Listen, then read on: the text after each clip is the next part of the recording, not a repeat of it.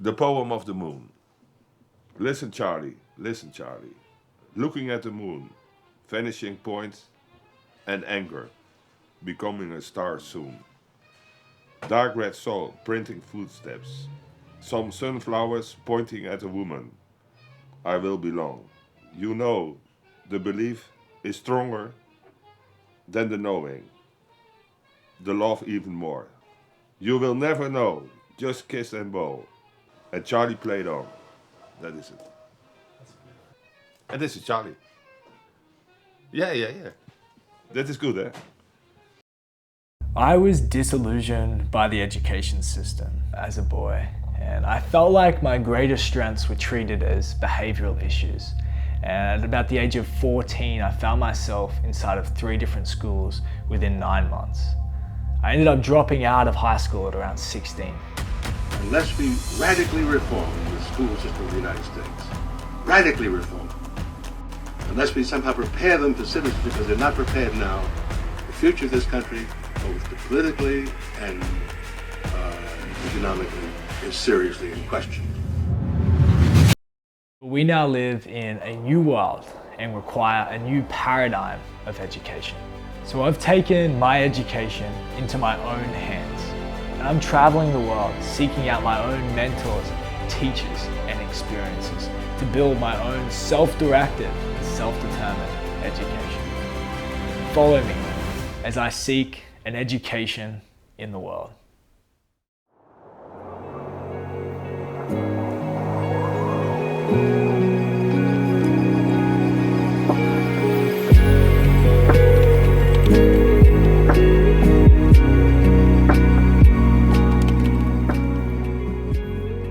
Awesome. We are in Utrecht this morning in Holland, in the Netherlands, and we are getting ready to go have a conversation with a good friend of mine, Dirk. Dirk's a really interesting man, isn't he? He has this cafe, but people don't come there for the coffee. It's like this interesting art space that, you know, just attracts a very wide variety of interesting people. And I believe they're there for like a certain energy or this sort of love or this life that emanates from Dirk. And Dirk, I first met him just over a year ago, a bit more than a year ago. I was staying at an Airbnb in Holland, right near his cafe, and just by chance ended up, you know, walking past and seeing him and having a coffee. And, you know, I was at the front writing one morning and he's like, write me a poem. And we went, you know, we had this exchange of writing each other poems, and, you know, the more I got to know him, I started to see there's like this, you know, outstanding depth, and every word he said was like a poem. And yeah, we developed like a relationship over the last little while, and yeah, I'm super grateful to know him, and yeah, I'm really excited to learn from him. There he is. I'm just writing. You're just trying to spill coffee on. But yeah, that is because it's me and mine. It's because it's... Order some coffee, please. Order some coffee. And for me, an espresso. You like this jacket? Love it. This is good. So what do you like to drink, sirs? Yeah, 2 espressos, please. 3 espressos. 3 espressos, 1 for the lady, 2 for the man. Yeah. When you made your first coffee and when you went to university, what was university like?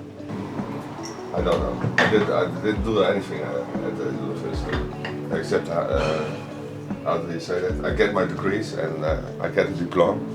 But in between starting and the diploma, I don't know what happened there. So I don't know much about university or about students. I hate students, and I was one of them. So that is a difficult thing. But it's not so difficult because I don't like the Dutch also, and I'm Dutch. So. Making coffee is all about the noise, not about the handling, but you have to listen to the machine, and then you know it's going okay. You see this? Oh, this is a bit too nice. And now you watch that thing.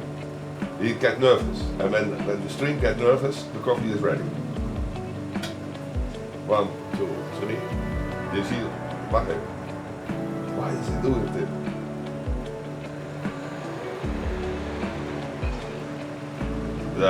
Yeah. This is also when you have to show it, it doesn't work. But yeah, he's nervous at the machine. What did you get your diploma in? My diploma? From what? From university? Yeah. The real one or the fake one? We start with the fake one, yeah? Non-Western pornography. That was my specialty. I did that. What? Non-Western pornography. Non-Western. Yeah. And the real one? Western pornography. No. The real one was, I have to say in English, it was planning in the third world. Oh. Yeah. So, for my thesis, or what do you say? I went to Bolivia and I investigated the tourism in Bolivia. Ooh. Yeah. What was it like? I made a difference between the organized tourists who stay for 2 weeks, 2 days in Bolivia, and the people with the backpack who stayed for 3 weeks in Bolivia. And then I had to figure out what was the best for the country. And I didn't have any job with the study I did. No job? No. It was a crisis in that time, and I started working in psychiatry. Yeah, helping little people, children who were abused and who has no life. I make their life a little bit more funny. So I was there 5 days a week. I talk to them and I play with them and I coach them and try to have them a better time as before. And that was nice to do. No money, but nice to do. And I also worked for when the criminal is going to jail, and after jail he has to learn something. Probation. Yeah, I was that. So I help people to say you're not allowed to steal a car.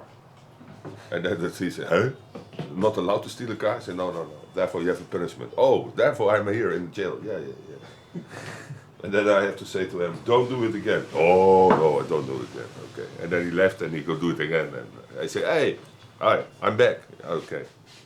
What was the experience that taught, like, what did you learn from? What experiences do you think, like, defined, you know? Oh, yeah. What formed me? Yeah, what formed you? One was a long time ago. You had the Russians and the Russians. You had the threat of the Russians, and in Europe they said we have to have nuclear nukes to balance it.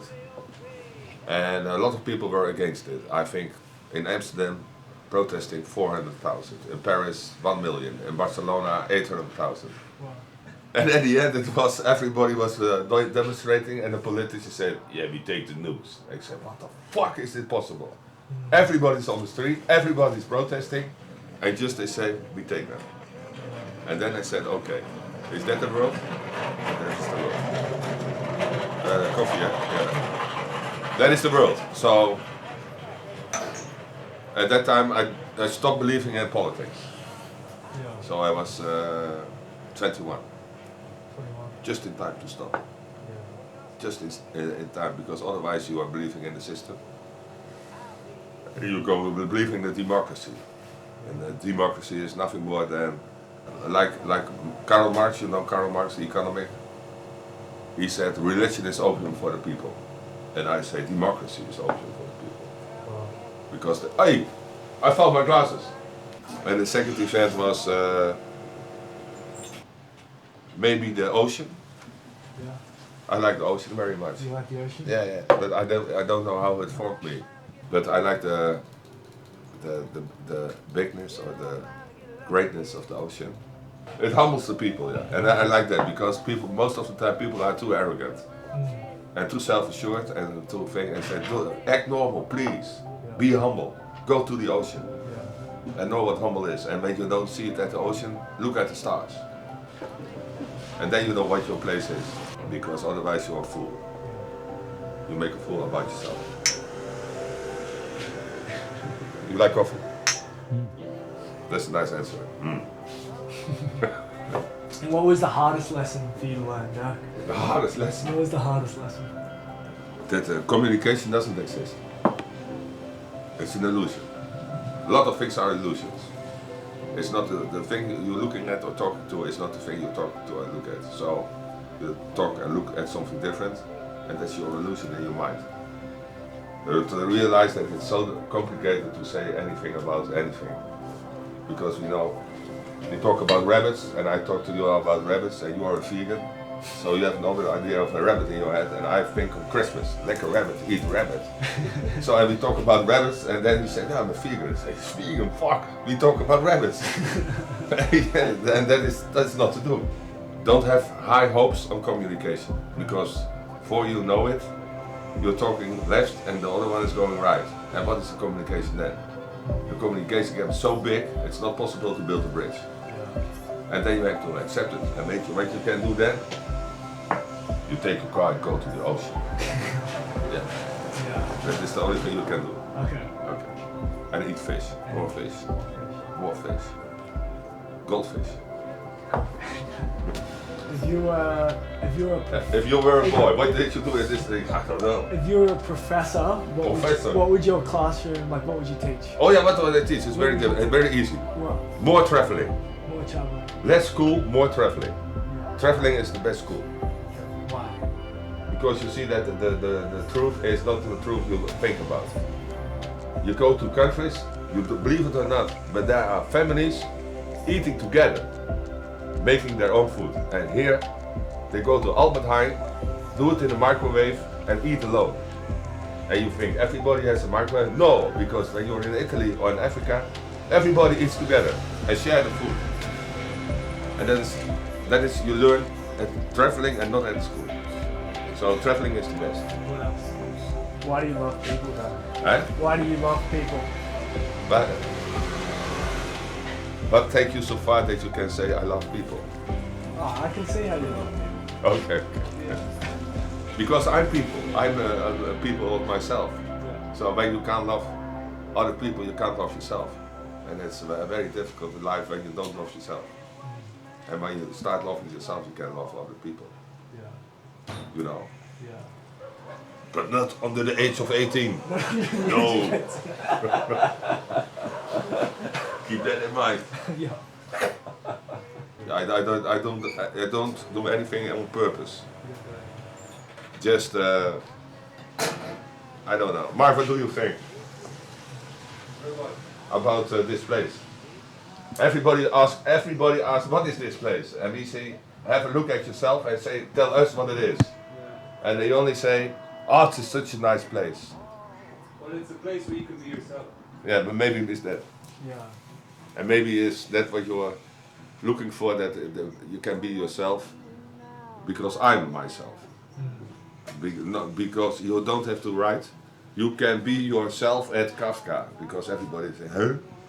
It's a feeling. Yeah. And when they enter the shop and they talk to me, or they drink coffee here, and then they start thinking, he is pretty well himself. I say, it's possible. I say, and I think, yeah, why not? And then they have the same feeling, and they get the same feeling, and that's okay. But it's not my purpose. It's just, how do we say it? By accident. Yeah. You have the big accident, that's the cafe, and then you have the by accident for people who are coming. Yeah. And that's it's nice to hear, but I don't know what it means.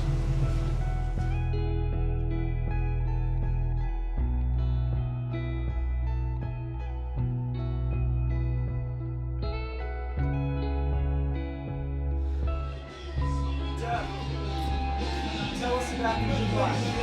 The what? Tell us about the good life. The good life? What is that? Tell us. Good life. It's a life without a wife.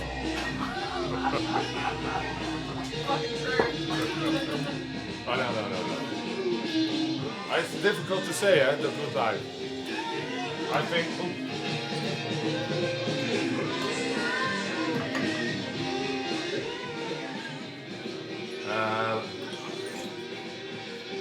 Good life is making fun without the sun. The good life is that nobody is pulling the trigger on you. So they let you be who you are, and that is the good life. So you have to surround yourself with people who let you be yourself. Ding! But then you have to do that, because otherwise it's going wrong. What's your biggest The good life in the cup. It's an espresso. Thanks, Dirk. No, come on, thank you. The thing is, he's like, Is that you? Yeah, that's me. No Yeah. way. The one on the left. Wow. Yeah. Oh my god. That's amazing. That's nice, huh? Wow. That was 24. I like the jacket. It's like this. A You little were bit. 24? Yeah, there. I was everywhere kicked out. I was not allowed to follow courses at the university because I was not interested. It was for me in that time very difficult to have friends, for instance, because how do you say that? It was difficult to find the right people for me. So I give all the people an evening or 2 days or 3 days, and I said, oh no, is this all you can give? Okay, then I go, and then I went off. So I was always on the run because I didn't find the right people. I also have the root putting pressure. Because at that time I thought you can meet the right people. And now I'm older, I say maybe you can't reach the right people. But if I And you have to live sacrifice with this it. night, Accept take it. queen. You understand? Better buy a dog. No, but in 24 I was very difficult. Yeah. I was always wait. Where were you away? Wait. I was running for the people because I don't like the people very much. And now I like them so much. What changed that? I do it for a living now, loving people for a living. Yeah, you do. That's why we come. Yeah, no, that's not laughing, but being yourself is the thing I do. At the same thing I met because of this, my family doesn't like to see me anymore. Because they say you are a strange guy, you're making jokes, you're not taking life serious, I had a lot of brains when I was young. And I didn't do anything with it, they say. So they say 1 year ago or 2 years ago, they say bye. My brother is living 100 meters from here. In this 1 year, he once came into the shop in this last year, 2 days before my mother died. That was the only thing. And he came in, he said, do you know your mother is dying? He said, yeah, I know. Oh, how do you know? I said, yeah, I had it on the phone. Okay, then you know. He said, yeah, okay. And then that was the last time I saw him. Coffee! Coffee then? No. This is for you. Come on, fucker, drink it. You know this story? No. That's a fresh tattoo though. Yeah, it's 3 weeks. 4 weeks. Why did you get it? I have 2 children, Okay. but 3 lines. So, my 2 children have 3 lines. This line is, how do you say that? Broken. There is a little bit missing here. Yes. Yeah, that is the first child. He didn't make it. Oh. Oh, nee, come on, that is a long time ago.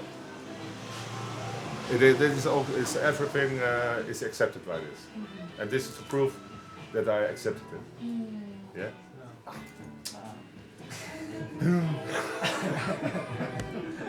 You're not at the zoo, come on. Am I?